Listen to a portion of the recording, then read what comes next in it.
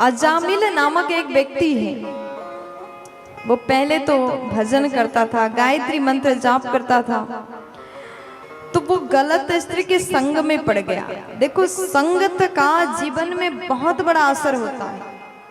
अगर आप एक दिन भी किसी बुरे व्यक्ति के साथ में संग करते हैं, बुरे व्यक्ति के साथ में बातचीत करते रहते हैं, तो उसका गलत असर आपके अंदर अवश्य आएगा। इसलिए जीवन में संगत करना है, संग करना है तो अच्छे व्यक्ति का करें। अजामिल गलत स्वभाव की स्त्री के संग में पड़ जाता है, उससे विवाह करता है। अब धीरे धीरे अजामिल भी कभी भजन ही नहीं करता, वो अब चोरी करने लगा, गलत काम करने लगा। अजामिल बहुत बड़ा दुष्ट व्यक्ति बन गया। और एक दिन अजामिल चोरी करने के लिए घर से बाहर गया था।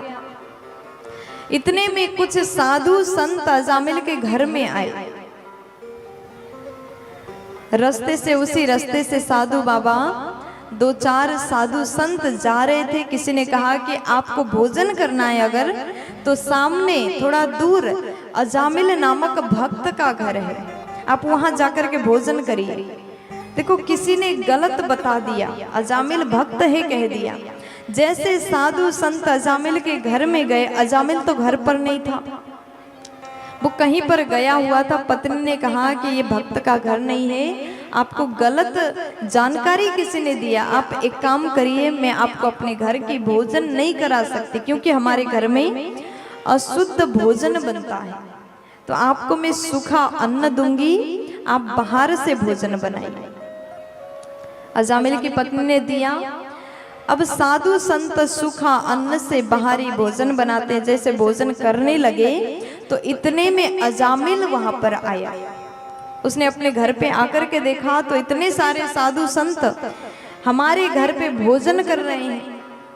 तब उसको बड़ा क्रोध आया, चिल्लाया, तुम लोग कौन हो, कहां से आए, ऐसे किसी के घर में कैसे खाना खा रहे।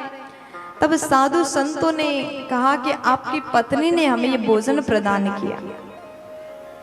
तब चुप रहा। फिर अजामिल बोला, जल्दी जल्दी भोजन करके यहाँ से वापस चले जाओ। संतों ने भोजन किया है।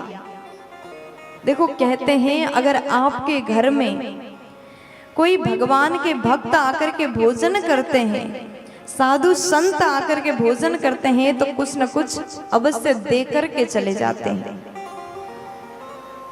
आपके घर में जो भी गलत हो रहा है उसको सही करके जाते हैं। जैसे संतों ने भोजन ग्रहण किया। संतों ने पूछा, बेटा तुम्हारे बच्चे हैं? अजामिल बोला, हाँ हमारे घर में बच्चे हैं, और एक बालक अभी पैदा होने वाला है। प्यार से बोलो राधे। अजामिल बोला, एक बालक अभी माँ के गर्भ में है, पैदा होने वाला है। तब संतों ने कहा, एक काम करना, जैसे वो बालक पैदा होगा उसका नाम रखना नारायण। अब अजामिल कहता है, हमारा बच्चा है, हम जो भी नाम रखे तुम्हें क्या करना, और हम ये पुराने जमाने के नाम तो नहीं रखेंगे, अभी नया जमाने के हिसाब से अपने मन में जो आए वो नाम रखेंगे। आप लोग होते कौन बताने वाले। लेकिन संतों ने कहा, बेटा बस हमारे कहने से अपने पुत्र का नाम नारायण रखना। पत्नी बोली, ठीक है। फिर अजामिल भी कहता है, ठीक है, अगर आप लोग इतना कह रहे तो रख देते। साधु संत अब भोजन करके वापस चले गए, वहां से प्रस्थान करते हैं।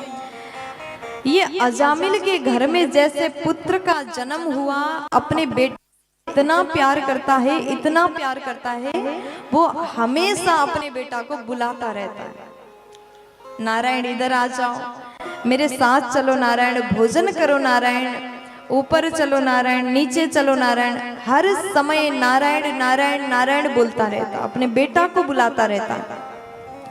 अब जैसे एक दिन अजामिल बूढ़ा हुआ, वृद्ध हुआ, अंतिम अवस्था में था, सैया पर लेटा हुआ है। अजामिल का जाने का समय आया तो यमराज के दूत आए। जैसे यमदूत को अजामिल ने देखा वो बड़ा भयभीत हुआ, मुझे लेने के लिए कैसे यमदूत आ गए, वो अत्यंत डर गया। उसने सोचा इन सब को देख करके मैं इतना डर गया हूं तो मेरा सबसे छोटा बेटा नारायण कितना डर रहा होगा। उसने जोर से आवाज लगाया, इधर आ जाओ नारायण। जैसे नारायण बोला, भगवान नारायण के पार्षद वहीं से गुजर रहे थे, वहीं से जा रहे थे, तुरंत भगवान नारायण के दूत वहां उपस्थित हुए। अब उसके बाद यहाँ पर यमदूत और भगवान नारायण के दूत में संवाद हुआ। यमदूत बोले कि आप लोग यहाँ कैसे, ये तो पापी है, इसे हम लेकर के जाएंगे। भगवान के पार्षद बोले कि ये तो भगवान का नाम लिया था, इसने नारायण बोला था, इसलिए इसे हम लेकर के जाएंगे। यमदूत बोले नहीं नहीं, ये तो अपने बेटा को बुला रहा था, बस नाम भगवान का है लेकिन ये बुला अपने बेटा को रहा था। तो उसके बाद भगवान के पार्षद कहते हैं वेद यही कहता है, धर्म यही है, जो व्यक्ति जीवन में भगवान का नाम लेता है ना वो नरक तो नहीं जाएगा। तब यमदूत बोले कि ये तो बस अपने बेटा को बुला रहा था। तब भगवान के पार्षद कहते हैं सांकेत्यम पारिहास्यम वा स्तोभम हेलनमेव वा वैकुंठ नाम ग्रहणा मसे साघहरम विदुः।